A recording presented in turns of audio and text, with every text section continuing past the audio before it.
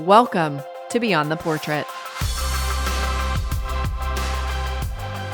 This conversation is so much fun. It's with my dear friend, a soul sister, if you will, who is a professional nose. A nose? What is a nose, you might be asking? Well, she is an aromatic designer and a centrist, essentially. So I am so pleased to introduce you to Michelle Gagnon. She is the founder of a company called Bio-Alchemy Olfactive, and she creates custom scents and is a sourcer of these beautiful materials and botany all over the world.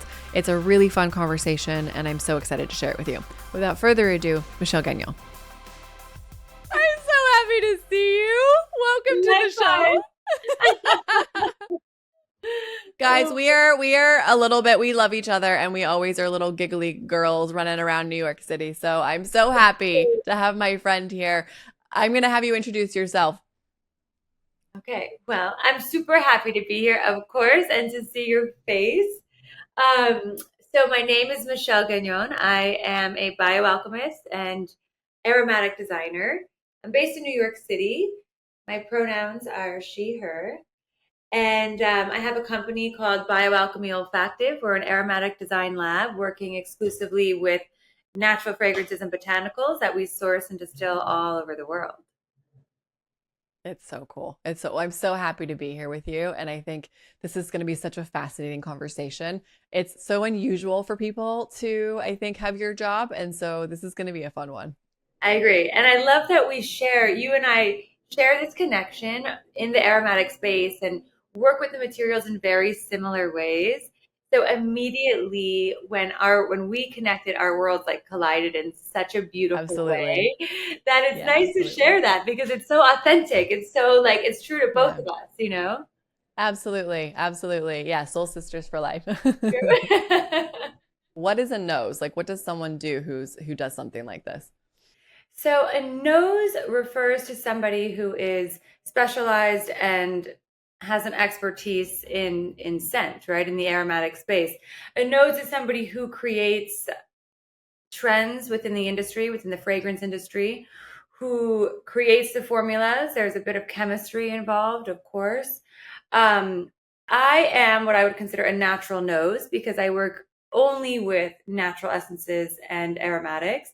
So my approach to sort of studying my way to becoming a nose is slightly different than I think the traditional path because I was unable to expose myself to a lot of these synthetic chemicals and things. So I really developed my own style of my creativity, my work with scent, the way I design, and the way I approach my work as like a natural nose. It's so cool. It's so fascinating. Well, I'm so excited that we get to talk about scent today. So how I've been framing these episodes is it's like a living time capsule. So I think a lot of times our childhoods and kind of some of the core memories like really massively impact how we see the world. And so it's kind of a cool way to kind of look back and see how it informs the present and then the future. So let's talk about some of core memories of in your childhood and it could even be in your early teen years, just some like core memories of how you see the world. I feel like that's a good question. I grew up in Connecticut in the woods, which I think in the time I didn't appreciate as much as I appreciate now. My mom is very much a free spirit and always encouraged my magic and uniqueness and, my own way of seeing the world. If I wanted to dress up like Alice in Wonderland and go to school, she let me be Alice in Wonderland completely, or whatever I wanted to be. So she's always encouraged me to just do my thing, follow my path, be my true and authentic self, which I'm so grateful for because I still carry that through my adult life. And my father loves nature and always loved to harvest berries. And anybody who knows me knows I'm crazy for berries. So even in my garden here in New York, it's like full of black raspberries and different berries. But he and I would go out for hours, like 5 hours at a time, and be in the woods or, behind the woods by the meadow by my house and just pick wild berries for hours and hours and hours. And that experience of like abundance from the earth is something that I still cherish as part of my work. Whenever I'm on these sourcing trips, I always participate in the harvest. And I love the distillation, I love the alchemy, I love and appreciate the entire process.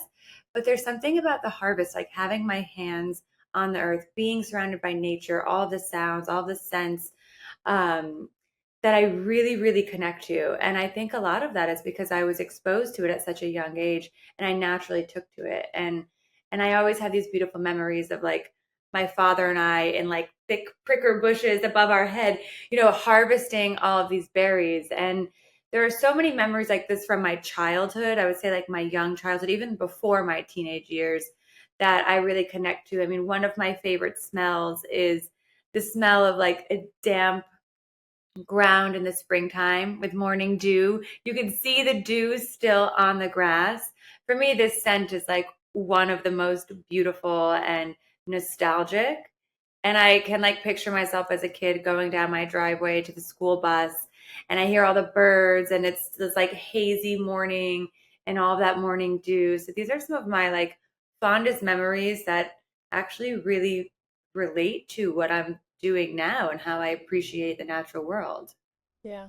Well, so what led you to becoming a nose? Like you had these beautiful memories and like when you were deciding what you wanted to do, like how did that happen? Yeah, I was at a point where I was interested in becoming a tea master, studying to become a tea master and devoting my life to tea, which I still love and study, for fun. And but I had an influence from my mom, from her best friend who was an aromatherapist. She was one of my first mentors, and she she would make formulas. So if we had a headache, if we had a scrape, if we had a cut, and my mom always had these products in the home. So I took to that as I became more aware of what I eat and the food industry and how I treat my body and wellness in general, which I connected to at a very young age. I wanted to know about the products and what I'm putting on my skin, right? Because what we put on our skin gets absorbed, enters our bloodstream. And so it really became something of a journey that I embarked on for my own, for my own happiness, my own exploration, my own learning. And that very organically evolved into studying more, learning more, working with different mentors, some of the most profound mentors in the field, and progressed into, well, what are these materials? How do I know the quality of these materials? The only way to know the quality is to go there. I got into sourcing. I studied distillation. It was a lot of skincare development in the beginning that evolved into more aromatic design for spatial fragrance, more creative developments. And it's been a really organic evolution to get to where I am now. I mean, 20 years ago, I would have never thought that this is a type of aromatic work that I'm doing, but it feels right. And I'm navigating very organically and intuitively, I think, with this work and have come to a place where I am fulfilling certainly my passion, but I believe also part of my purpose. And it feels good. It feels right. So I've been kind of just going wherever the city, the world, the people that I meet, where it Yeah. takes me. Yeah, I love that. Well, I mean, you're such a free spirit, so it's like it's interesting to hear that you kind of get that from your mom, but also a little bit from your dad too. Like I feel like when people meet you, they're always like, "Oh, her energy is just like it's just like fun and loving and accepting and just joyful." And you learn, you like are so into like savoring things, which I really love. It's Totally. like and just kind of like I think I was thinking about this when I was prepping. And it was like I think because we live in such an urban environment and also I think in the United States in particular, which is where we both live, it's such a like we've kind of had some separation from the earth, right? It's like and Totally. so I think, learning more about the cycles and learning about like how the planet is like working, it's interesting because I think that we kind of have become separate a little bit, but how Hmm. important it is and that we're not actually like living our like potential in our life. We're not like savoring the moments because we're Mm. just so like achieve, achieve, achieve, achieve, achieve, and this and this and this and this. And And that, especially in New York City, right? Where it's so yeah, fast, everything is so rapid. yeah. And like when I met you, I got to like see your beautiful garden and so for the listener, so Michelle has created this like oasis in the middle of a concrete jungle.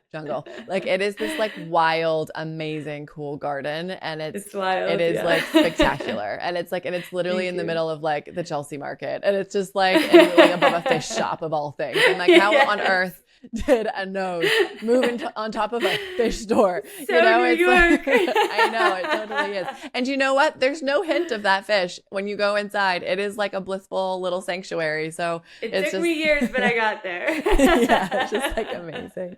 I love it. I love it. Well, so let's talk about your company, Bio-Alchemy Olfactive, because I think we kind of covered it a little bit, like how you become a nose, but like what is an olfactory experience? Like I think that's a very elevated way of saying things for people who are like, what is that? What is Right. that?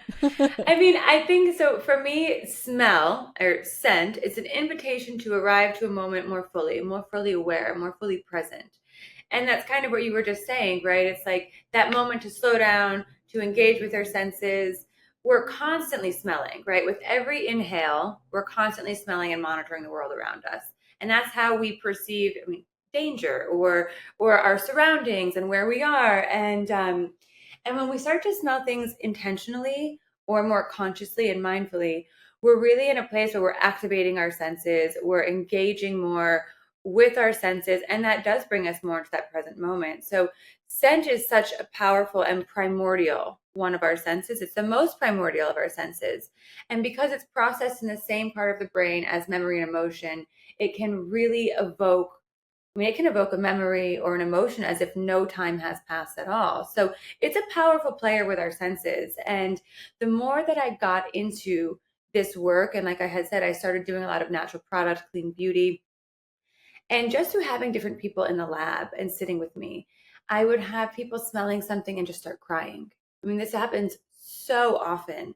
And it makes me realize the power of olfaction, the power of scent. And how I want this to reach more people. I want people to really understand like what these natural aromatics are because they truly are like an intranasal medication. They go direct to our brain. We smell with our brain, not with our nose. And so when I create these olfactory experiences or these scent designs, it can be in so many different ways, whether it's a perfume for a person, whether it's a product, whether it's a spatial fragrance for a hotel, a property, a spa.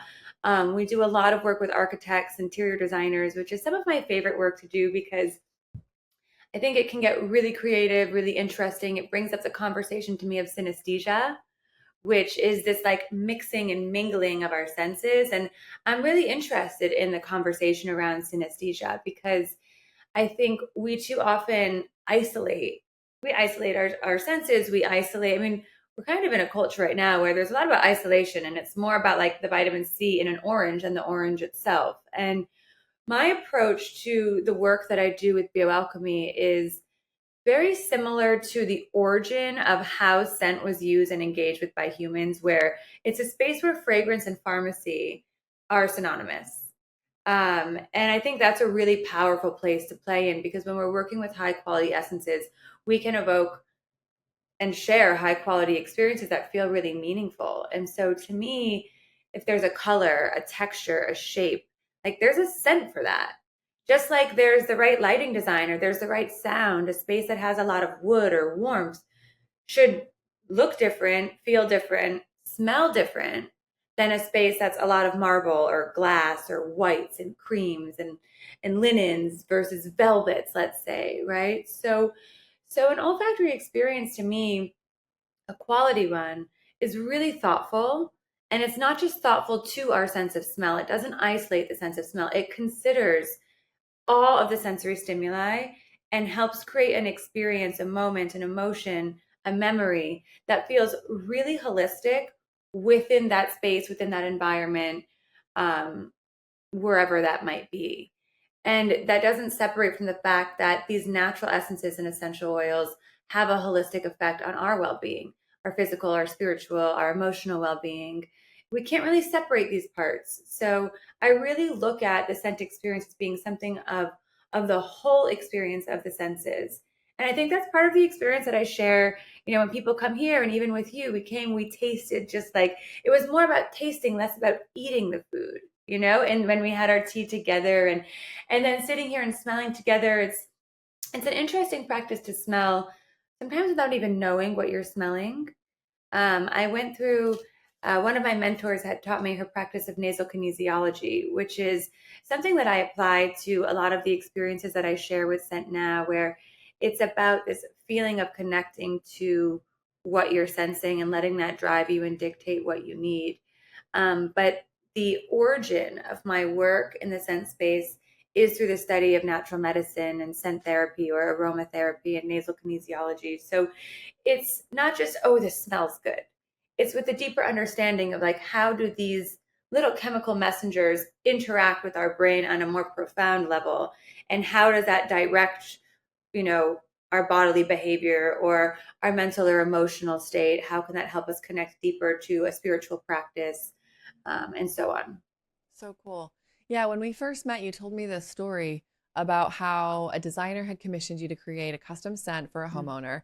And the homeowner was like a high profile person. So it was like you weren't able to meet with them or talk with them. So they kind of gave a synopsis of what their personality was like and showed you like what the design was. And you created this custom scent.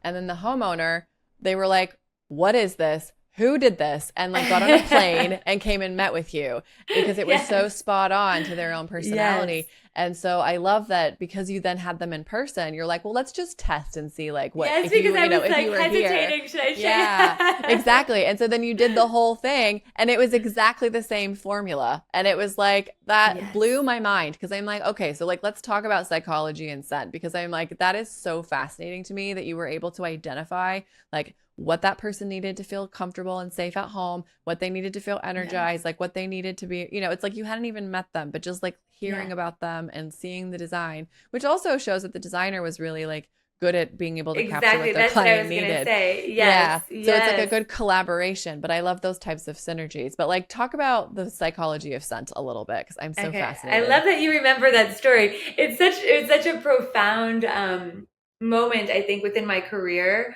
where I really did enter like the design space, working with designers, with architects, and then creating scent for that space, which is something I realized that there's a lack of high quality aromatic design within the design space.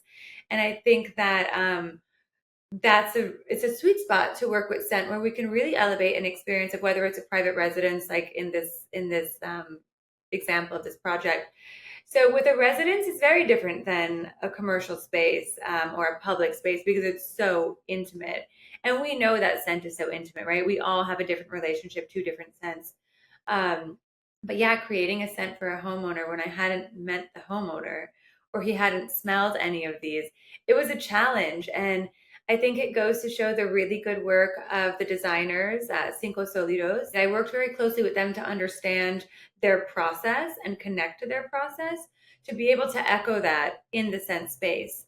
So there's lots of light tones, lots of air, like lots of open space, with the design. And I got to know the homeowner a little bit and just imagine myself in the space. It was like this visualization of like, if I'm sitting in this space and the lighting is like this and the fabrics are like this and the color story is this, you know, what does it smell like in here? And it was almost a sort of like meditative process, which is very similar to like when I'm formulating, it feels very much like a meditative exercise. And so I started the formula, and the location, it is in New York City, so I thought about the geographic location and the seasons and just sort of this person's lifestyle. And I worked on a scent because I didn't want any more time to go by. And turns out that all the scents that I had selected and used were his actual top favorite scents in the entire collection.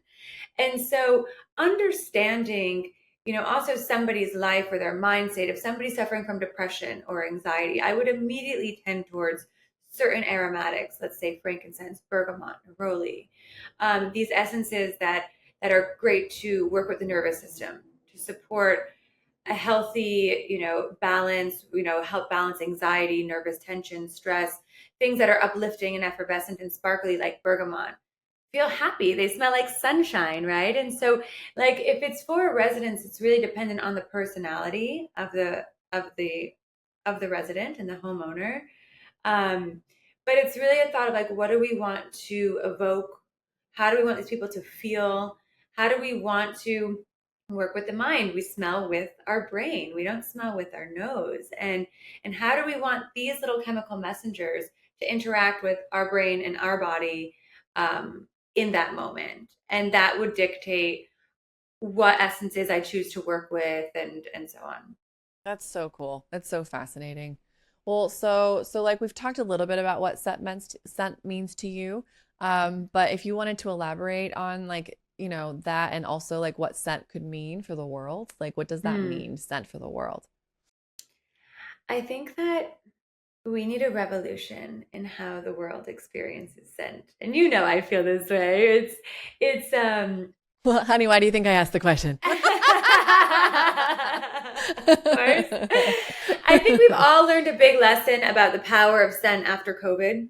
Um, with so many of us experiencing anosmia, paranosmia, lack of smell, or disoriented interpretation of scent, and how that felt, right? I mean, scent is, like I had said, it's so powerful, it's so primordial.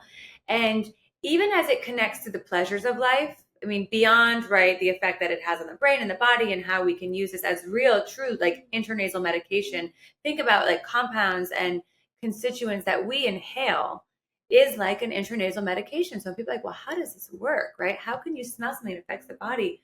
You can go to the pharmacy right now and buy intranasal medications that will have an effect on you because it's immediate, it's right to the brain. And a lot of medicines today, um, are made through the natural medicines of plants and the understanding of them. But I think that scent is something that allows us to experience some of the greatest pleasures of life. I mean, even when we eat, 85% of what we're tasting, we're actually smelling. Herb, like herbal or floral, this is not a flavor. This is an aromatic profile. We mistakenly describe what is fragrance as flavor. Um, there's are studies that show that a lack of smell or anosmia, no smell, leads to depression, loss of sexual appetite.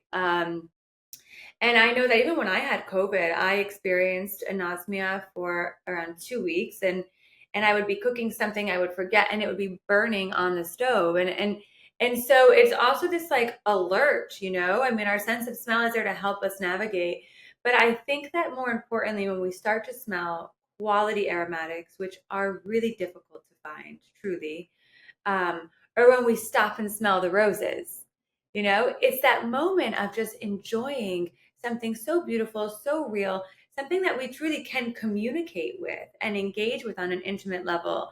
And it's a moment to just, I think, like nourish ourselves and slow down time a little bit. And I think we take these things for granted. Um, but I think that scent is it could be a powerful portal, and it has been used for thousands of years in meditation practices and rituals, in all these different divine, ceremonies and in spiritual practices, and because we've always been aware of the power of scent. It's just unfortunate that I think in today's time, our sensibility to, and our access to quality scent has lessened and sort of been numbed, I think, by a lot of the synthetic sense that we're so exposed to. Yeah, I think too, not just the fact that it's synthetics, but I think that we are harvesting from our earth and not a sustainable way. And Mm, so, this like, is true. what I love about your company and what I love when I first met you is like, this is especially like in, like a bunch of communities, like the wellness communities in particular. There's like a ravaging of the earth for things like Palo Santo and sage, and it's pretty disrespectful to like a lot of indigenous communities. And Hmm. like we had like literally the first conversation we ever had, I was like, well, talk to me about these practices I because, remember. because I was like, because it's something that like I don't like that we can buy like at Whole Foods, that we should not be able to buy sage at Whole Foods. Like I feel like gross about it. It's like, so I think because it does impact indigenous communities, and I think there's a big problem with people just kind of like not having reverence for the customs, where it comes Yeah. from, and how it's being, taken from the earth without. So I would love for you to talk about your practices because I think hopefully it will help inform people who are maybe not so informed about the topic. Yeah, it's a hot topic. We do work with a lot of indigenous communities and communities all over the world because I'm looking for the highest quality aromatics to work with because I want them to function in addition to smelling beautiful. There's a lot of effort into sourcing the materials that we work with. I'm very particular, as you know, in general.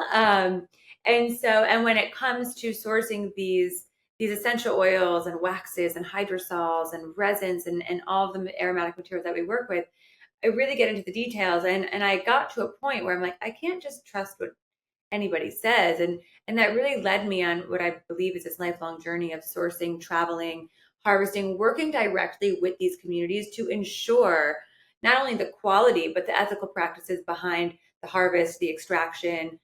How are the what is the environment like for the workers with these distillation? I mean, it's a lot. And Palo Santo and sage are two really good examples. Palo Santo, there's a lot of confusion around it. There's also a lot of high demand now.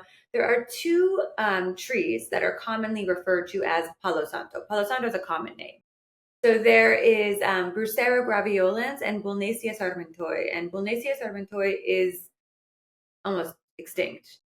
And it's not a species that we should be working with and harvesting, and it's not really circulating the market anymore. But the Bursera graveolens, which is a Palo Santo that grows in Mexico, throughout Ecuador, Peru, Colombia, um, there's a really high demand for this tree. And without mindful practices, harvesting practices, and it's a difficult tree to start to cultivate, although efforts are being made now, it's going to end up in the same category as its partner Palo Santo. And so I've been working with the community very closely in Peru, in the northern Peruvian highlands, who they occupy this expansive Palo Santo forest. And what's unique about their geographic location is that it's a tropical dry rainforest. So 6 months of the year, it's heavy, heavy, heavy, intense rains.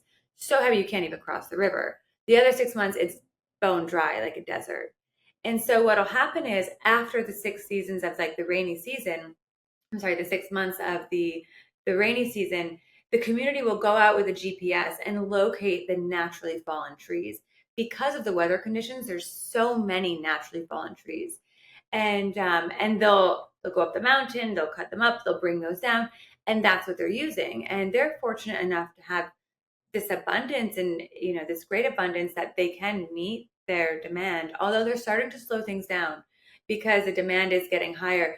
But this is a community that cherishes their land, that cares for their land, that really puts in this effort to share their story. And they're wonderful. We've been working with them for so many years now that we're doing all these cool different projects with Palo Santo that we're actually able to do because I mean we go down once a year, we spend time with them, or even more. We're starting to do some cool pieces now. They're like save pieces that we're making into furniture and things that are just but these are one of a kind pieces. It's just like, okay, the way that this fell, the roots came up, we can use the root for something.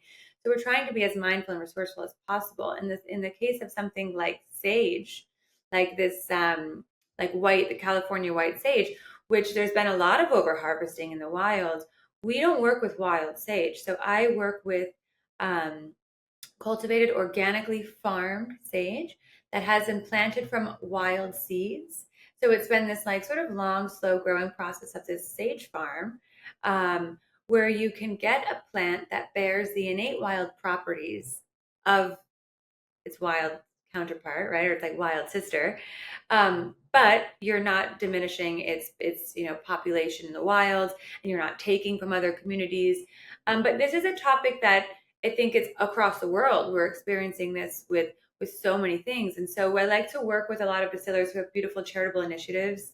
For example, our rose distillers in Turkey, they built over 500 homes for Syrian refugees.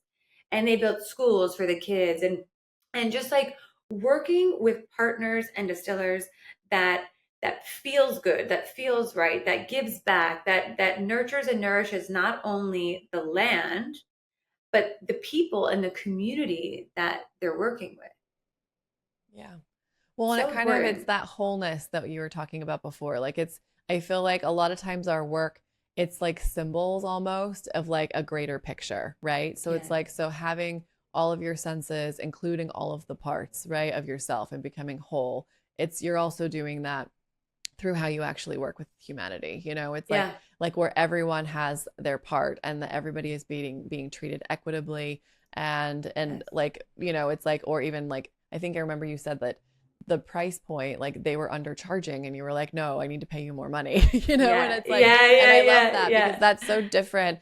Americans are notorious for going into indigenous communities and be like, I need Yes, a deal. And it's like, and that just kind of, makes me really sick to my stomach. And so I it's know. nice that that there are people that are trying to support these communities. It's like, and to Yeah, kind of still have reverence for something that has a lot of meaning. And it's like it's a practice that you and I both use. Like I use smoke medicine on the daily. It's like, and yeah. your Palo Santo is my absolute favorite. I But what I love love, that. Yeah, it's like, but what I love too is like it's that ritual. It's that like yeah. having reverence. It's not, I'm not just like burning it and like da da da. It's like I don't do it like that. It's like it's that kind of like the honor and the reverence that Yes. I've also learned through indigenous medicine people, like kind of how to work with it too. And so to kind of use it as because I'm not from that culture, so I think it's really important to have reverence. And I think, and for to buy stuff from you where I know it's there's a reverence to it, how you approach it, there's reverence to it. It's Yeah. like it's not like a commodity. It's like there's you're trying to save it so that it's still around for years It's to come. special. And I think a big Yeah. part of that is education, right? Because I think that too many of us will assume that this is, we're approaching something in a way that's not ethical or this or that. So it does require, I think a lot of the work that I do, a big part of it is educating and sharing the story because every single one of these bottles has a story to share, has tradition, is like, infused with culture, with ritual. And I think that even using them in their honor, like in that honor for me, it's like to sit in front of these materials and formulate, it's my greatest pleasure in life. And I sit in amazement of not just these materials, these plants, but their story, their history. And a lot of that informs the way I work with them today. My process is very informed by by cultural traditions and reverence for the way that these materials have been used for centuries. Yeah. Yeah. No, I love that. It's so, I mean, I think alchemy and using these beautiful products, like, can you talk to me a little bit about like the botany aspect of it too? Because I think we were talking offline and you were saying something about like how these plants have these essential oils. Like, why do Yeah. you think that that is? It's like this, like the regenerative ecosystem that, we're all trying to Yeah. be better at. I've learned a lot from understanding the purpose of essential oils in plants, and that we actually access these materials in a very similar way as the plants do. So, essential oils are what we call secondary plant metabolites. They're not imperative for the plant to have, because not all plants have essential oils, to survive in its environment, but they allow a plant to better survive and thrive in their environment. So essential oils give a plant flavor, fragrance, and their responsibility is really to attract and to repel. So they attract the pollinators, the bees, the butterflies, into their floral layer so they can provide the pollinating link, and they repel. They are antifungal, antibacterial, antimicrobial, based on the pure makeup of their essential oil. And so when we use these materials, we use them in a very similar way to attract, whether it's like aphrodisiac or to attract balance or, a different, a healthier state of, of being, of feeling. And we also use them to repel, antibacterial, again, antimicrobial, anti-inflammatory, antifungal. And so we are accessing these in the very same way as a plant. Essential oils are very much also like the communication system of a plant. So there's a really good example of this acacia tree in Africa, where when the animals eat too many of the leaves, that the tree's health becomes in danger, it will raise the tannin levels in the leaves and in the essential oil. It will then become bitter and toxic and kill the animal if he continues to eat it. So the animal gets the message, right? This tree has just protected itself, working with its essential oils and its volatile compounds. Not only that, the tree will then broadcast this scent via its leaves. Essential oils are volatile, meaning they evaporate. So the scent will evaporate in the air, reach other trees, and those trees will get the message to also raise the tannins in their leaf.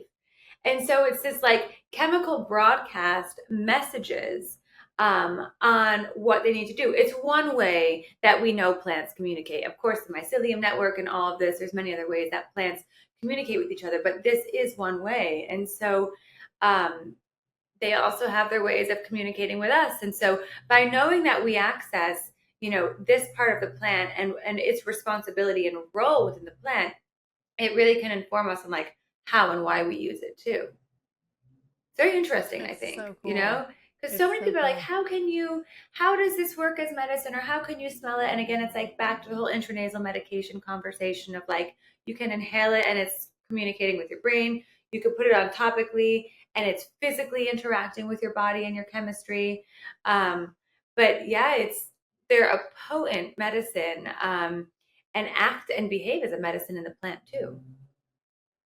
And what's interesting too, I think, is often when people talk about the senses, they mostly probably prioritize like sight and hearing, right? Hmm. But scent is so important, and I think we have for so long just kind of like not paid enough attention, so we're not sensitive to it. I think that my sense of smell compared to your sense of smell is gonna be very, very different because I'm not Hmm. attuned to it in the same way that True. I'm so visual that like I'm, very, very, I'm very, very nearsighted. So much so, I mean, I'm currently wearing contacts, which is why most people don't know, but I literally would run into a Mm. wall. It's like, but because I use my eyes so Yeah, much, it's right. like, but I don't really like, but my sense of smell is like not as good as like someone like you who's like really refined it over time and just kind of developed that sensitivity, which, it's like, which is just really interesting, I think. But in It's terms like an of like, exercise, I've yeah. exercised my sense of smell intensely. Well, and how much more our lives would benefit if we used all of the things that are part of our natural being. It's like Totally. the fact that like we can communicate using scent. We can communicate like, so I like the idea of like the protection versus setting intentions. And when we're preparing for this, I saw this concept about like how perfume and incense has been a big part of a lot of people's cultures to like either protect or set intentions, or it's part of their like spiritual practice. What would you like to share about that? When we look to ancient civilizations and cultures around the world, they've always accessed plants for these purposes. Depending on their geographic location, depends on what plant they would access. I mean, in let's say in the Middle East, when they would work with like myrrh or frankincense, they would be using this in a similar way as in Mexico we can use copal, right? These are tree saps, but it's depending on what we have access to, what they have access to.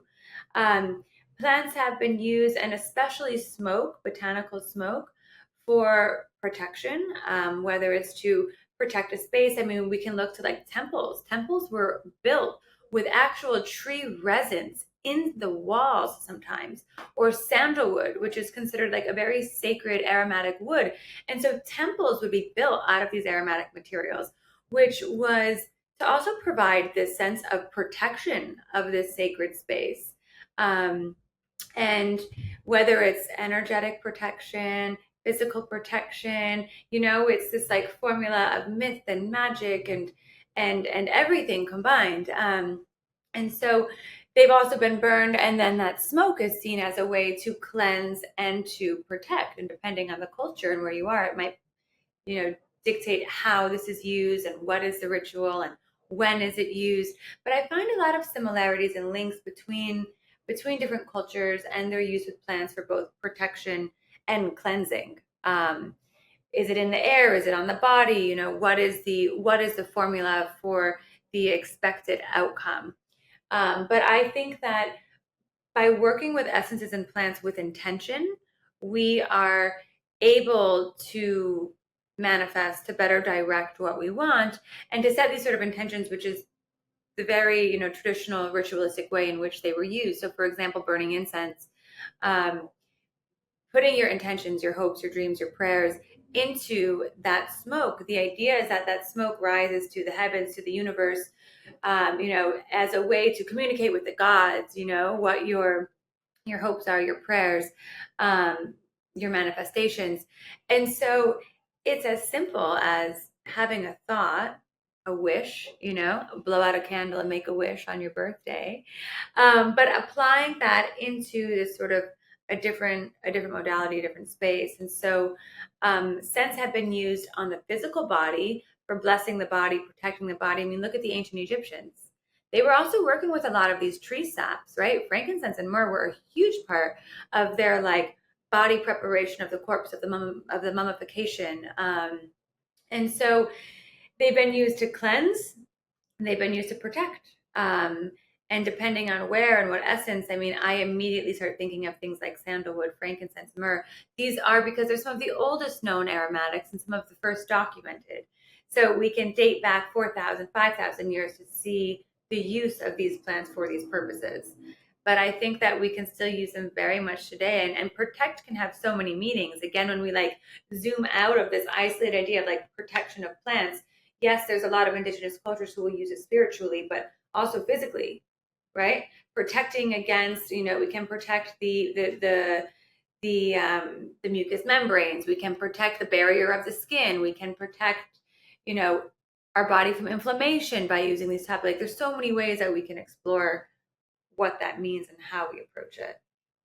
Yeah, that's such an interesting thought. Yeah, I love that. Thank you for sharing that. Of Yeah, course. it's so cool. Well, that actually leads me to, so you're a sorcerer. That's part of what you do with your work. And I think for people who like don't know kind of like what that is, like you travel to all over, like you're in how many countries? 40 countries is where you Oh source my from? gosh. I should know the exact number and I don't. It keeps growing. I'll be in South Korea and Taiwan next month. But yeah, I'm looking for the highest quality aromatic materials. And we're offering, for me, these are like the real luxuries of the earth, and not just in a way where it's like, okay, lavender, right? We all know lavender. Like, I have like 10 different lavenders. What's the altitude? Where is it growing? How is it harvested? Is it wild? Is it planted from seed, from this, from that? So we can get very, very specific. And for me, 90% of essential oils are adulterated. So it became so important to know the source. So a big part of my work has been and will continue to be sourcing. And now we have, I mean, hundreds and hundreds and hundreds of aromatic materials, whether it's oils, waxes, flower waters, resins, tree saps, and woods. But um, sourcing is a big part, and it's one of the most exciting parts, I think, of my work, where I'm connecting to a specific plant, to a specific community, and I'm really immersed in the culture, in the place. I participate just like the harvesters, whether it's waking up at 2:30 a.m. with a headlamp to harvest jasmine until the sunrise, and day after day during the season. And it's so beautiful, and it's so telling. There's so much to learn, not only from like who are we sourcing this from and why, and getting to really see and experience the place, and their understanding that their ethos aligns with ours, but also to be that close and work with the raw material and the plant itself. There's so much information there. So I've spent a lot of time. I mean, I've been in the Cambodian rainforest. I spent a lot of time in Egypt, in Oman for almost a couple of years, Sri Lanka. I mean, the list goes on and on and on. And it's usually, my travel will be dictated by a specific plant, whether it's something I need, something I want, something I don't even know I need. I mean, I have, in the earlier part of my sourcing days, I was just putting myself in a country and finding what I needed. And somehow I always found it. But there's also the idea, like, I love things that people don't have. And I love unique things. And I love encountering a scent that we've never smelled before. This is very rare. Just like it's rare to like eat a fruit we've never had or a food we've never had. I mean, we're living in a world where we have access to so much. And I can proudly say I have successfully found and extracted plants that are not on the marketplace, that nobody else has.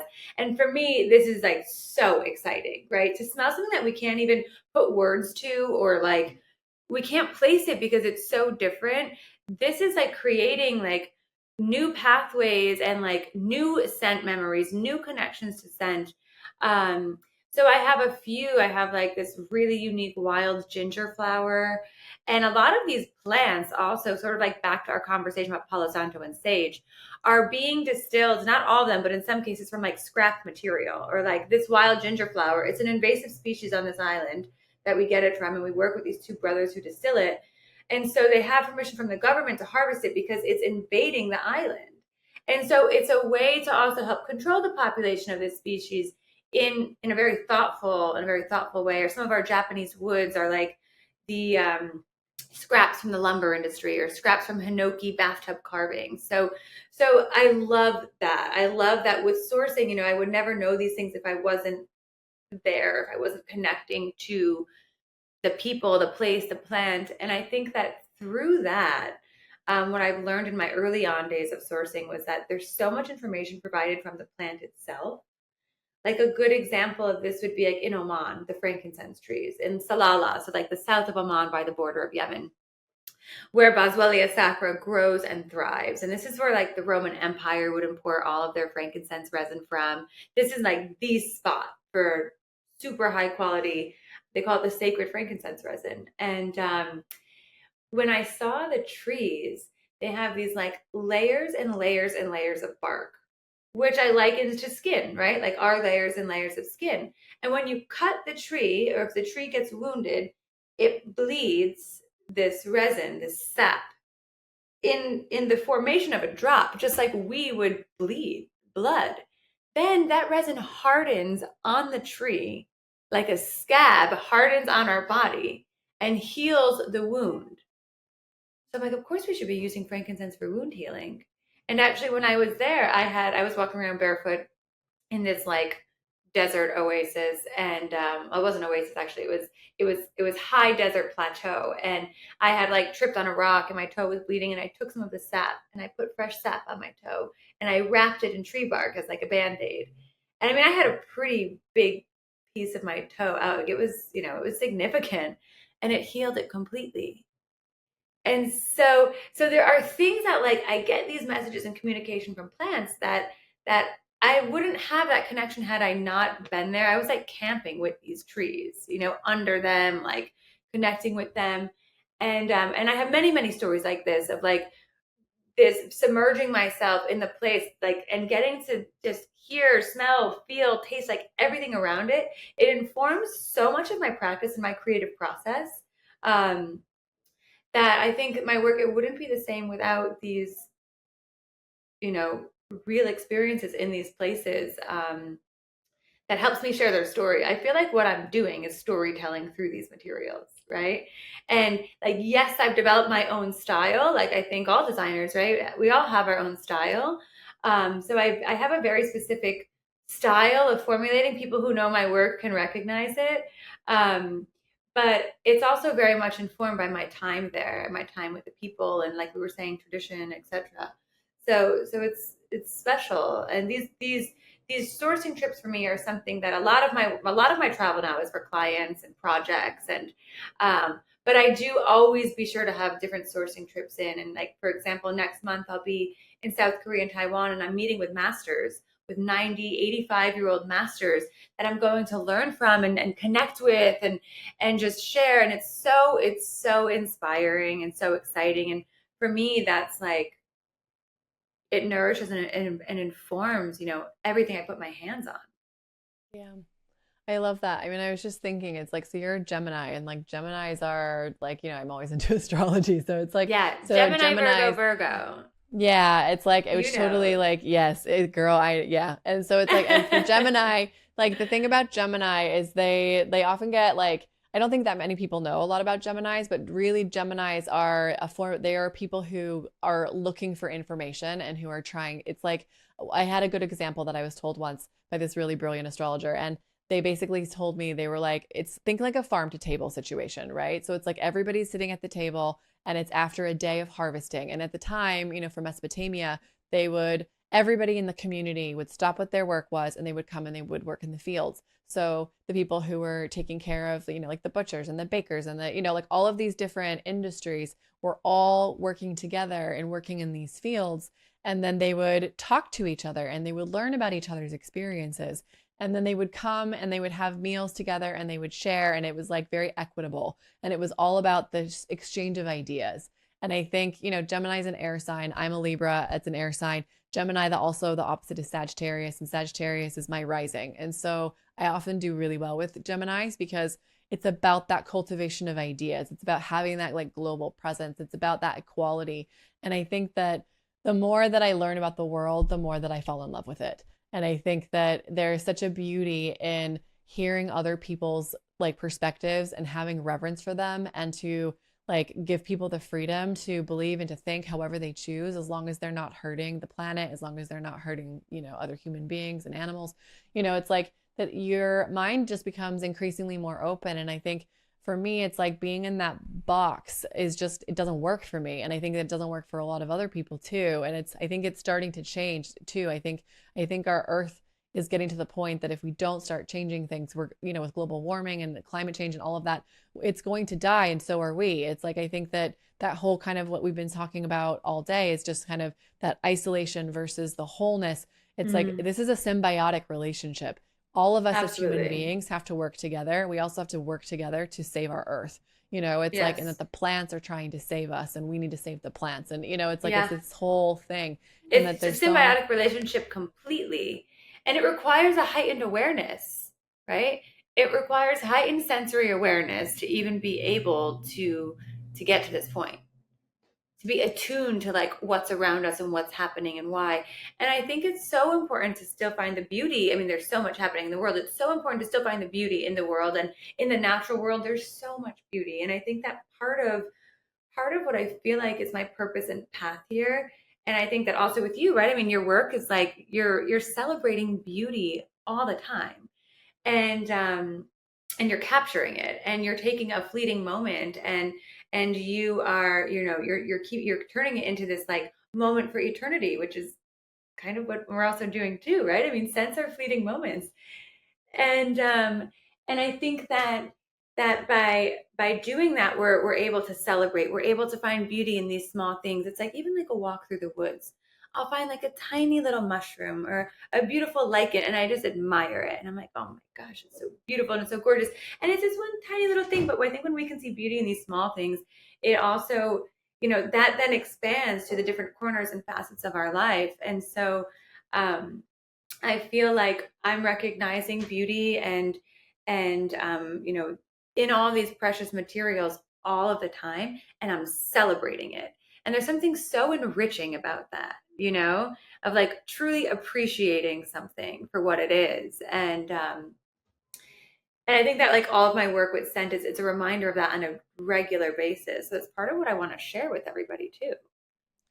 there's this podcast that I love, and I've mentioned some of the work that they've done. It's called the Living Myth Podcast, and it's this Uh-huh. man, Michael Mead, and he's really, really smart. And he's got this, he's shared this story about in Mexico they have, and I'm gonna completely butcher it, so listen to his episode. I'll link it in the show notes. But it's Okay. about the kind of like that corn is, it's like a story in for Mexico, like in for the indigenous communities in Mexico, that it's about like creation and how human beings came onto the earth. And so I won't share the story because I will ruin it. But basically the kind of like the moral of the story was that the reason why human beings were created were they were the only creatures who could appreciate life and the beauty of life for what it Mm, is. That the animals and the plants are all part of this and they all have that sentience, but it was human beings are the reason why we were put on this planet was to just, and this is like a creation story essentially, but it's like, yeah. the reason why we were put on this planet was to kind of savor the miraculous and beauty of Mm. life. Like that is the purpose of why we are I human love beings. that, to And savor the yeah, miraculous. I mean, I think yeah, this is something that we can all try to live by a little bit more. And I certainly yeah, tried to savor the miraculous yeah. um, I mean, I through the think you do. senses. I Yeah, think I I think that you do. do in your Yeah. rituals And too. Yeah, definitely the rituals inform that.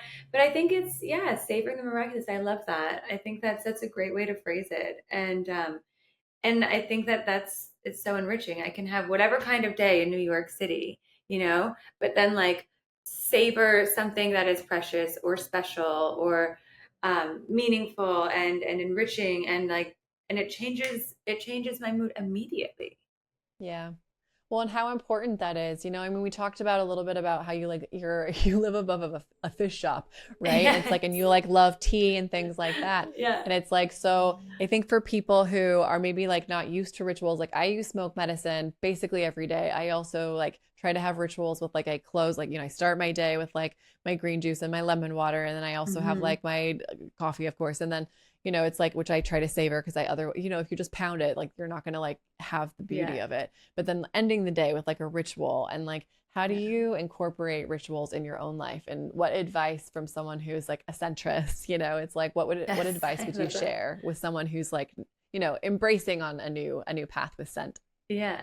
I think that, well, like you, I mean, my life is full of rituals as well, and I'm a very ritualistic person. I take great pleasure in the rituals that I engage in, which oftentimes have to do with, like, let's say, burning incense. I burn incense every morning. Like, part of my morning ritual, for example, is like I wake up, I play this like beautiful mantra, and I burn incense, and that's how I start my day. And one of the things about incense that I think is special and also so ritualistic is that incense has been burned in ceremony, in ritual, in celebration for thousands and thousands of years. And the idea of burning incense is not only a marker of time, it's been used throughout meditation practices, but it is a way to sort of infuse this smoke with your thoughts, prayers, manifestations, hopes, dreams, whatever we want to call them. And then that smoke, that aromatic smoke that rises to the heavens, to the universe, the multiverse, right? Whatever, however we want to imagine this, um, it's infusing this space with our intentions, with our prayers, with our desires, with our hopes, with our dreams. And so it's a way to almost communicate with the gods or the divine. And so I think the origin of incense is just, it's so beautiful, and it's so simple, I think, to actually, create a ritual like this at home. It doesn't have to be with incense. It can be with anything. I have rituals with my body care treatments that I engage in, or tea rituals, the way I prepare my tea every morning. But I find incense to be something really special because, in addition to it being something that can be really meaningful, so it could be as simple as burning Palo Santo or a piece of sage, or, I like to burn my incense on a piece of coal, and like very sort of traditional, old school way of burning incense. It's a little bit more work, but I appreciate that the effort into getting that incense. And to have an intention when you do it, it's mindful. It brings you to the present moment. It's thought evoking. It's positive manifestations. And I think that that can apply to anything, whether you choose to incorporate a ritual for incense or it's a bath. Maybe you have a bathing ritual, and you're deciding that like that bath is going to like cleanse your energy, cleanse your mood, wash away. You can like use it as a moment to release, you know, feelings or emotions or things that are no longer serving you, and then enjoy a peaceful meditative state of mind, whether it's because you have an element of fire and a candle burning, there's scent in the bath. For me, it's just like engaging the senses in a thoughtful way, in an intentional way. I think that the intention is so important behind the ritual. Well, and to take a breath, I think that Yeah. living in New York, you just start adapting to the pace, which is really, really fast. And I You're think really the fast, only way to scary survive fast. here, it's scary fast. And I think for Yes, people like who are drawn to New York, like, New York is like a magnet, either sucks you in or it spits you out. It's a one or the other kind of a situation. So people who totally. live in New York, like the kind of like fast paced, but to a Yeah. point, it's like because then your nervous system Yeah. starts like going into overload, and then your cortisol levels, and it's like, and I've always been a fast talker, but it's like it got worse, it's like, and I've Of always been a course, New fast York City walker, keeps us and all on our toes. because it keeps you on your toes. So you're right. So it's like, so I think it's so important, if you in New York City can create this like oasis in the concrete jungle where it's like Yes.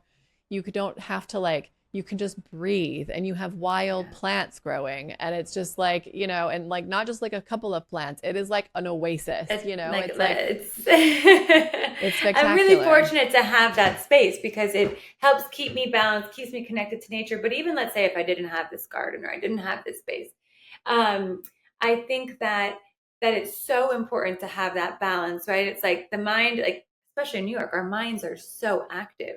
I have to make sure I make time to like move my physical body to get into my body and out of my mind, or like these rituals also do that. They help bring peace, balance, this like a quiet moment, especially like oftentimes with incense, I'll be working with these like ancient temple incenses. Um, used for meditation practices for thousands of years. These things are tried and true. Science can tell us, okay, this terpene is doing this and this is doing this. But we know through the use of these materials for thousands of years that they help elevate, a spiritual practice, a meditative state of mind, a higher state of peace. And I think we all need that in New York City or not, right? It's just like Everywhere needs finding it. that Yeah. balance. And we have to make the time for it. It's a conscious effort. The time doesn't just appear to do that. I could be like, I'm in a hurry, I have to leave, blah, blah, blah. But it's like, I still have my morning Taiwanese oolong tea. That's my favorite. And I prepare it in a special way. And I let it nourish my body and I enjoy it no matter how much time or rush and this and that. And so but I think it's about mindfully like making that time and making that happen. Well, realizing it's a priority, it's like, I've Right. had, I mentioned in a previous episode, Jeremiah Brent, it's like, and that's a great episode. If you haven't listened to it, everyone Super listen to great. that. Of But course I listened to it. It's yeah, your first one. of course, of course. Yes. But yeah, it's like, but he's one of the busiest people I've ever seen. And it's like, but he still prioritizes like ritual and the art of ceremony is like a big part of his, like how he's able to like create as much as he's able to create. And so even when he's got crazy hours, he still makes that time to himself to like have coffee and to sit or to meditate, whether that's Yes, through working out at the gym or, there's lots of ways of doing it. And I think for absolutely. me, I mean, he's a Sag, that's a, that's a lot of mind, and Gemini and Libra, like a lot of mind, and a lot of, a lot of the signs have a lot of like mental. And I think, well, kind of to bring it full circle, it's like you're a whole being. So you can't just focus on the mind. And I think that for me, I have for years been so mind focused that and Mm. I think because I have Ehlers-Danlos, which is a hypermobility condition, like there's like a mind body disconnect, but I think a lot of Mm. that is on the internal. It's like the symptoms have shown up in a physical way because I separated Of course, myself this from my body. happens. Like I did Yeah. so much in my mind. And so I think the work for me is to kind of feel into my body, to like relearn kind of what my gut and my intuition and and like just also like taking care of the body better. It's like I think it's really Yes. easy to be like I am a recovering workaholic. It's like so I think Yeah. for someone to like take the time to like make a drink that you like, or to light a candle and take a few breaths. And Yes. I think that everybody, if you're a working mom living in middle America, you've got a bajillion children and you've got bath time and you've got going to soccer practice, and you might It's a think lot I of don't have giving. time, Yeah. it's like, but you need that for yourself. It's like, Yeah. and for you to be able to operate, and like whether that's bath time, whether that's like put the kids to bed and take a nice bath or light a nice candle. It's like it doesn't even have to be like something that's a lot of like monetary. It's like I think it's Yeah. you can do it, like there's buy peppermint tea somewhere. It's like something you It can can be do. anything, taking that moment. Yeah. I think that it's also being able to give to yourself. So Mm-hmm. I think a lot of us can give to other people, and many people have a hard time giving to themselves or even like receiving. And so I mean, I'm giving a lot, right? I mean, I've done a lot of different work with healing. There was a time where I had a lot of patience, where I'm sharing a lot, I'm giving a lot of energy out. I want to educate, and so but I always take the time to give back to myself. And I think it's so important because it restores my vital energy and it allows me to be able to share and give even more. But one of the things that I also really love about how we use and access essential oils is that, yes, there's like they take effect on us via inhalation. So it's like to the brain, right? So we're in the head, but also topical application because we put them on our body. It gets absorbed like after a 30-minute massage with these scents, they can be found in our bloodstream. And then we're in physical touch, right? And in that space, which is which is so good for us to apply to ourselves also. It's like, so that moment of being able to physically engage, like when you were taking my portrait and you asked me to think of like, my what was it, like my secret Your secret pleasures, delight. my secret Yeah. delight. Your secret And it's delight. like Yeah. my secret delights are these like Cleopatra style body rituals that are abundant, and I will like scrub my body, and I do it myself because like, okay, yes, of course I love going to get treatments and I go to the spa and I go get a Korean scrub and all these things, but doing it to myself is also important to me because it's like giving and nurturing myself. And I'll pour flower waters all over my body and beautiful warm oils. And it's this ceremony and celebration of like abundance and Yeah. like Beauty. myself and my body and these Mm-hmm. plants. And I don't do it all the time because it's over the top, but it is Time extraordinary and intensive. exquisite. Yes. But when I do, it's like, oh my gosh, it's a fantasy. It's like a dream. It's a dream, you know? And so yeah, indulging in these types of rituals for myself and my body are like some of my favorite things to do. Well, one of the things I love about you is like that kind of like the savoring, like we talked about before. And I remember your most recent birthday, like you had a meal where you and your partner ate flowers, like Yes. edible flowers. Like you made a It meal of was flowers. And that's, only I just was edible like, flowers. what? It's like so cool, but it's I, like my brain would not think I'm gonna eat flowers. Like, oh my but like gosh. that's so beautiful. And now I'm like, it's my birthday next week. And I'm like, I think I want We to should eat some make you a flower flowers. salad. You know, for me, Yeah. flowers are just like so divine and gorgeous, and there's so much to celebrate, right? Like in the floral world, and so I thought like there's nothing more beautiful to eat than a plate of flowers. And it was delicious because I had maybe over 30 varieties of flowers from like herbs and different things. So it was flavorful with like all the different flavors. And I just felt like incorporating all that flower energy into my body was just like so special. And it's so yeah, I had a very flowerful day. I love that. I mean, it's such a Yeah. beautiful thing. And to kind of like echo back from your childhood of like, being able to like create with have your imagination and have that be supported and to have your parents, Yes. both of them independently, like just kind of help indulge kind of that creativity and just kind of like Yes. it cultivated it, it's like no pun intended, it's like, but Yeah, but I think it's that's such a true. beautiful gift, because I think like I didn't, my mom is an artist, it's like, but I think because of the way that we grew up, or, my mom also grew up similarly to me. It's like we were really Mhm. sheltered in a lot of ways. And so Yeah. my mind doesn't even go to, I'm going to have a meal of flowers. Like, I'm like, what? But Right. also now I want that. Right. Sign me up for that. It's Yes, like, let's do but it's just like my it. brain doesn't even like do that. Yeah. It's like, Oh my that's, God. it's, My brain like dreams of that. I've actually had a dream. The only time I had a dream I was something other than human, I was a flower in a field. oh, I love And that. it was a flower I was working intensely with. And like, I mean, yeah, I spent weeks harvesting this flower in Corsica, and I had a dream I was a flower in a field.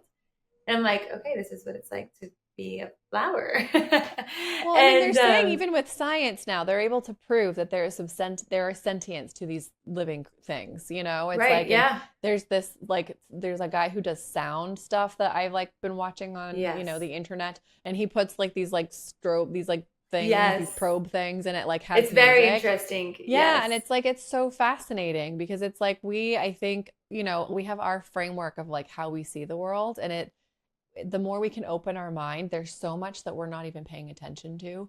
It's So like you just do much. your, you go to work, you take care of the kids, you go to sleep, We're in like repeat. tunnel It's like, vision. Yeah. right. So it's like you're not maybe seeing that there's like a beautiful flower that's growing that you've never seen before, or this like adorable little mushroom, or, Yeah. a leaf that you've never seen, or, it's like to kind of like take a Yeah. breath, take a beat, and just kind of like notice this beautiful world. And I Yeah. think for me, that really has like when I am starting to get in like a depression or when I like spiral, it's like I go outside. I lived across the street from the beautiful park in New York, Prospect That's Park. right. I go and I look at the swans and I look at the geese and I like see all this, like, I sometimes will see Yeah. butterflies, or I saw raccoons swimming in the water. Yes. And I was like, I I didn't just know saw two raccoons. raccoons on the fire escape on the other building, like looking at me, so voyeuristic. And I'm like, wow, okay. I love that. But one of my tarot cards has raccoons and it's about artists. So when you see a raccoon, Hmm. it's like I'm like, interesting. Ah, okay. So I like I'll that. send you the I card like and what it that. means. But I wasn't sure if you wanted to talk about the witchiness on the show, so I like kind of alluded to it. But I was Yeah, I mean, like, it's like, I'm but we like, totally can. If you're open to it, we totally can. yeah, So I think that's like it's like part of magic, right? It's like these materials have been used for magic, for healing, and for everything. It's like I think that that's something that I'm personally really into. You know, I mean, you know, absolutely. Me too. I mean, that's the yeah. thing. I think that, I listened to this. Did I tell you about this? Maybe I didn't, but there's this podcast. It's through the BBC and it's like a limited season. So it's just like a set number of episodes and it's called The Hmm. Witch and it's about the history of witchcraft. And it was like so fascinating because I was Oh, like, I I'm want pretty sure it. I'm a witch actually. Yeah. Cause Of it was all about course. like using plants and it was like people that were like outsiders and, people who like live on the outskirts of town, but are like healers and are using the earth and using the cycles and like things like that. And so it's, I think there's been this like huge PR campaign because of the patriarchy and because of Christianity to kind of like, oh, with the witches, and it's like, but Yeah. witches were actually just like usually single women who were like, kind of Yeah. like, I'm not dealing Healers. with your shit, it's like, and Yeah. also we're healers. So Yeah. that's why I don't ever say like I'm a witch, but I say that I'm witchy, but I'm like But basically a like the witch. word witch has such a negative, it has such like a negative connotation, right? Where it's like witch is like of like dark magic and all this stuff. But if you actually look at like magic as healing, right? Which is like whether it's healing physical, emotional, spiritual, whatever it is, it's still healing. And then when we think about like witchcraft or magic, it's not that far off from like manifestation or like a sort of like a doctor, a witch doctor. Just the word witch has a negative, has like a negative connotation, but it shouldn't be. Yeah, I mean it absolutely does. It's like, and I think too, like the more that I researched about like what I believed and what I didn't believe, it's like I like then realized I was like, oh, this was like a way to like hurt women, it's like in a way Mm, to like keep the power of women down, yeah, it's like, yeah, and to it's, suppress I it. think, right. And it's like, and it's there, people aren't cursing you, it's like, I mean, maybe some people are, but it's like, but as a general rule, like people who are witches or who like work with the earth, who are pagans or neo-pagans or Wiccan, or I don't associate with any group just because I'm kind of like after my past, I'm just like I just do my own thing, it's like, but I think I I agree. It's like definitely, I yeah, develop our own style that's like informed by many different practices. I feel like yeah, that's kind of where we're both at. yeah, absolutely. Yeah, I mean, it's working with the land, working with the cycles, and just kind of like realizing that we're humans as well. And Yeah. it's like that we're these animals that are also Yeah. on this planet and we have to take care of it. So, yeah. Totally. And I think also that it's Yeah. like by being in nature more, it's informed a lot more of this like connection to the moon, connection to, the cycles of seasons of the year, the cycles of our body as a woman, our 28-day cycle, our moon cycle. Um and then the more time, right? If you think about that, it's like we're actually so intimately connected to the feminine moon. And of course, you and your connection and your work with astrology, I mean, it's like you can put all of this, you can sort of absorb all this information and then create your own, approach to healing and magic and space and, your our existence on this planet. And it's really interesting. It is, and I think the more that I look into things, I'm just like I just kind of whatever works for you as long as you're not hurting anyone. It's like Agreed. it's that's kind of Agree. like my perspective. It's like I agree. it's and like working, and that includes the planet. It's like Yeah. so, and other living creatures. So even if Yeah. you eat meat, I have to eat meat because of my I have Ehlers-Danlos. It's like, but I know you're vegetarian, and it's like I think Hmm. I tried being vegetarian so many times, and it doesn't work for me. So when I do eat meat, like I try to be really sustainable with it and I try to be respectful of it, the same as the Yeah. plants, Really it's thoughtful. yeah. But it's important. I mean, it also goes to show there's not like a one fits all for everybody, right? So it's like difficult for everyone to subscribe to the same ideals, to the same practices, to the same rituals, to the same belief system. It's like diet, everything. It's like it's very, I think everything is so personal. We're all so complex and so unique that I think that part of that of what can inform the way that we approach our life and our belief system and everything is like a lot of this learning. Like I feel like I'm always learning. I always want to learn more, and then that informs things and inspires different parts of me, and like kind of the same way as my practice. It's just all evolved very organically through learning, navigating, being inspired, connecting. And I feel like your work is very much like that too. How you do that with the people that you interact with, how you move the people that you interact with, how your own personal story also moves the people that you interact with. It's Well, it's that symbiotic relationship that we were talking about before. It's like I think totally, that kind of learning about isolation versus wholeness, and everybody is welcome and everybody has a role to play, and we all yeah, kind of have like parts of ourselves that we need to share with the world, and we all yeah, have a different way of doing that. And so it's like I think having a more like holistic perspective, and I think too I'm like really working on like things of like labels and like what we call ourselves, and like does it really mm, matter as long as you with are working within and you're working with your belief system and that it doesn't hurt or infringe on the rights of other people, then it's like, then you do you, it's I like, which I just like agree. really love. I agree with that. I feel like that's my approach to all this as well. I'm just kind of like, I can't put a title or a label on it, because also it's like my practices grow and evolve and transform, and that's the alchemy too. you know I think that was like what you and I were talking about. Alchemy is like, part of alchemy is, it's like, it's incredible change, right? Alchemy is a state of transformation. The alchemical process brings about this state of transformation.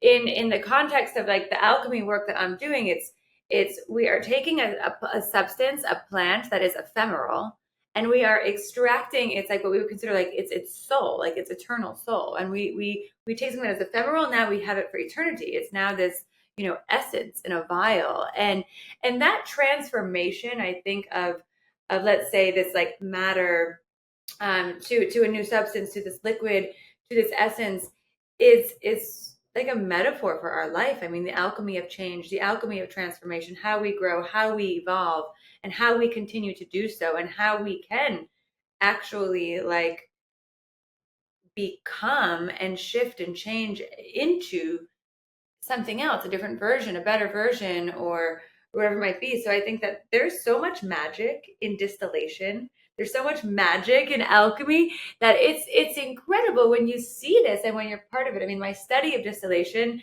was very, very exciting for me, and is like, my relationship to alchemy and distillation is something that I love and I intimately connect with. And part of me feels like every time I'm distilling a plant, I'm changing and transforming as well. Like, I kind of imagine myself as this plant that's going through this transformation. I mean, sometimes I'll cover myself in the plant and become the plant, distilling, extracting the plant, and it's a deeper way to connect. And I think that's, yeah, there's a lot that we can learn about this like alchemical transformation, how we can apply it to our own growth and evolution and transformation. I mean, transformation, I think that's also like one of the things that we bonded about, because when I met you, you saw my tattoo, my little snaky tattoo. Ah, So for those people on the yes. video, you can see my My snake tattoo. serpent sister. Yes, yes. I didn't ask you if we could talk about this story. So, can you share your snake story? And if you don't want to talk about it, we'll just cut this out. No, I love the snake story because it's so me. It's so you, yeah. Yes. So I was in the Amazon jungle. I was like deep in the Peruvian Amazon jungle. I was for about 3 months. I was actually going through Ecuador, Colombia, and Peru in the Amazon, working with different communities, working with different plants and extractions. And there was a point where I was staying in this very remote location, and we had to bathe in the Amazon River. There was no showers or running water. So, but we were told, like, I was told not to bathe in the river at sunrise or sunset because of the potential encounter with an anaconda. I want to see an anaconda. I mean, I was like hoping that I would see an Yeah, anaconda, of course. Of and course you I were. didn't. Yeah, and I didn't. But then when I came back to New York City, I wanted to encounter a serpent, like, and feel the energy of it's the serpent.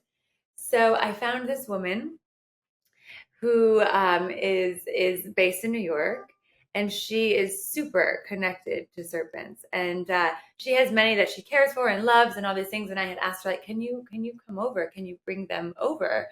And she did, and she came over with three huge boa constrictors, which I then laid down and had them wrapped around my naked body. And I felt the true embrace of a serpent, which is an energy unlike anything else. I mean, nothing else can, like, I think other than water, can like hug your body and like squeeze your body and wrap around like every part of your body so closely.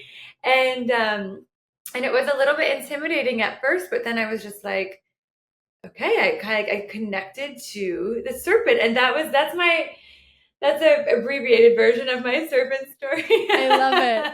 Well, and I love that you had like thought, I really hope that one of them has just shed its skin, and that Yes. happened. Yeah. Yes, I was like the night before I was telling my partner, I was like, I hope that she brings two female snakes and one male snake and one albino snake, and that one just shed the skin so I can feel like the really soft snake skin. And that's exactly what she brought. I was like, wow. And one of them actually shedded skin using my body to shed its skin. And this was at like a very interesting moment of my life where I had, I think some of these travels for me have been really life changing. I mean, like milestones. And my time in the Amazon is contributes to a big part of these like pivotal moments of my life. And so that was also a time of change for me. And so it was very symbolic to be like with the snake, the shedding of the snake skin. And it was almost like me coming out of that time in the jungle for 3 months was this like transformational period for me too. So the whole thing was magical, and I'm just like, oh, I loved it. It was very Medusa. I had like snakes around my head and in my hair. And I was just like, wow. You are so brave. I don't know if I would be brave enough. Like I like the symbolism of them. I think I would scream. But Yeah, maybe but you check can't in a scream couple because you, years, you know? Yeah, yeah, because yeah, they'll kill yeah. you. They'll You don't mess with want you to and like kill intimidate them. you. Yeah. So it's Yeah. like also playing with like your patience and like, I had to like focus my energy to a place that felt calm for them, even if I Yeah. was like intimidated. Yeah. So but it was a fun experience. I mean, it was, yeah. It's so cool. I mean, we'll check in a few years and see if I'm brave enough to Yeah. like roll around with Yeah. some snakes. I know who to Yeah, call. exactly. We can do it at your place and we'll make sure that everybody's like being Exactly, watched and exactly. safe and all the things. Exactly. I we were love in that so we were much. in a yeah, it's really we connected over serpents like that. I think that was like one of the Yeah. first stories that we Yeah. Well, because you clocked my tattoo. Like as soon as I walked in Yeah. the door, you were like, "Tell me about your tat," and I was like, Yes. Yes. "Okay." Like tell me about this your So connection to serpents. Yeah. yeah, So exactly, fun. exactly. It's so fun. I have a couple more questions for you. So, what advice would you give yourself, whether you were a child, a teenager, even 10 years ago? Hmm. I'm still reminding myself this advice. I think it would be to recognize the importance of temperance and patience and being patient and knowing that like everything with time. I get really excited. I'm a very passionate person. Anybody who knows me knows this, Yes. and like you are too. Like we're passionate, we like to Yeah. share, we like to learn, we want to explore. And I think that if I were to talk to my younger self, it would be that like nothing's in a rush, and to be patient and to let things flow and to feel through the process without anticipation of this or that. Because as I can see now, it's like I'm at a point where I never even thought I would be at with my work, and it's all evolved organically. I couldn't have predicted that or planned that. And so I think it's like approaching things with temperance, with ease, with patience, and being gentle with myself. I think that because I have so many dreams and ideas and like so many creative, you know, products and scents and forms and things that I want to make, I would put a lot of pressure on myself. And there's no, I feel like I don't have to create these things within certain times. I mean, i can I can create, I'll be creating forever, and every part of that process continues to evolve in a way that is more beautiful, more informed, more refined. And so I think that it's like patience and temperance are two words that I would want my younger self to resonate with. Which I love. And the truth is, you're so good at savoring, which is, I think, a form of patience and temperance. So It's I true. think that it's interesting that like, it's a skill that's constantly like evolving, but it probably came from, maybe feeling impatient or rushing. And so it's something that Yeah, in your like like day to ready, day, ready and eager. you're savoring. And it's something that I need to take it down a notch and like slow down sometimes, it's Yeah, like, so yeah, I love that concept of like, time happens, like there's hopefully life is long. And that's what I learned from hopefully, my friend yes, Nara, another episode. It's like hopefully life is long, and so when you like pull back and you look, the yes. timing of things, it all happens the way that It all it happens just the way that like it it should. happens the way that it should, or at Yeah, least I mean, you're able to alchemize and able to use like what you're given in a way that works in the end. So totally. And yeah, in I many love ways, that. I feel like, I mean, conversation about time is a whole other thing, but it's like, in a way, I'm like time traveling with these materials. It's like I can be in New York and be working with one of these materials and be like transported to another place, another time, another culture. And I think that's also like a really exciting part of the work too, is like being able to just like access these like almost different portals through these plants. Well, it's the memories too that you're accessing. So it's like, so if there's a Exactly. scent that you're able to like pull back up, it's like it is a kind of like time is Completely. like a construct, right? So it's like you are Yeah. actually probably like able to like Yeah. relive that moment when you smell Yeah. that thing that As if reminds you're you of, there, exactly in that moment. yeah, Yeah. that's so beautiful. I love that. Yeah, I love that. All right. So we did talk about your secret delights a little bit, but what Uh-huh. is something that's delighting you this week? This week. Good one. Yeah, or like So currently. yeah, currently, okay. Well, for example, yesterday, I was delighted by the taste of a local Jubilee fruit that I got at the farmer's market. So it's like it's a in the apple family, and I was delighted by that. I'm very delighted right now by my work with incense. I've been developing some really beautiful incense. And so it's been something that's holding a lot of my attention and my time lately, and even like my personal time of just like exploring and jumping into. But my delights are constantly changing depending on where I am, where I just came from, who I'm with, and I want to share it with. Because I think one of the things about delights is like, I love having delights, but I also love sharing my delights with people. Right. And so I think that that's part of the most exciting thing. And I think that's also like actually what makes me like eager or excited. It's like there's a lot to share. I have a lot to share. And I know I have a lot to share that people haven't experienced before. So it's like I feel this like desire to share my world with people and to introduce them to, these really special materials that I think so many of us aren't even aware exist. Yeah, I love that. Yeah, it's But so beautiful. It's so beautiful. Jubilee was my delight this week. This beautiful incense that I made is one of my delights this week. Thinking if there's anything else that's been just like over to the I've been indulging in some really beautiful company, some friends that from out of town, some clients from out of town, and it's just been, I think that New York City in these Yeah. moments after the summer, after Labor Day, are just buzzing. And you know this, it's like everything Yeah. is like back on Boom, boom, boom. 110%. And it's been Yeah. actually delightful. It's been a lot of moving around, but I've been, reconnecting with people I haven't seen in a while, engaging in like quality conversations and intimate times together. And that's so satisfying to me.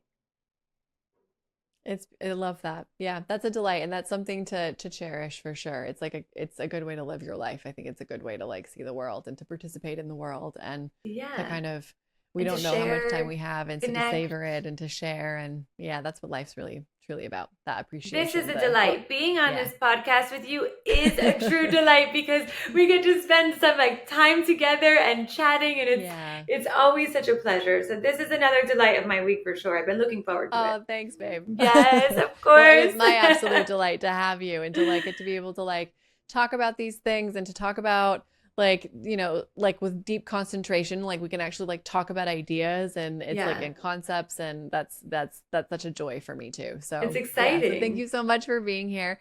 Thank And you so much so for for having me. everyone, I want you to be able to like where can people find you? So, is that like website, socials, like whatever however you want people to be able Yes. to reach out to you. So bioalchemyolfactive.com is our website. I would say in the upcoming months, we're going to be having some really new, beautiful products and just work and creations on there that I've been exploring. And then Bioalchemy Olfactive is our Instagram handle. And then my personal, Michelle K. Gagnon, is my full name. And I can be reached at any of those. Fantastic. I'll also put them in the show notes too, so it's easy to find. So, Great. well, thank Thank you so you. much, Michelle. This was an Yes, thank absolute delight. you. Yeah, It's such a truly. treat. It's so nice to I'll see see you. you. I'll see you soon, babe. Mwah. All right, ciao, babe. Bye. Bye. And that's a wrap. Thank you so much for spending this time with us. I hope you enjoyed this conversation.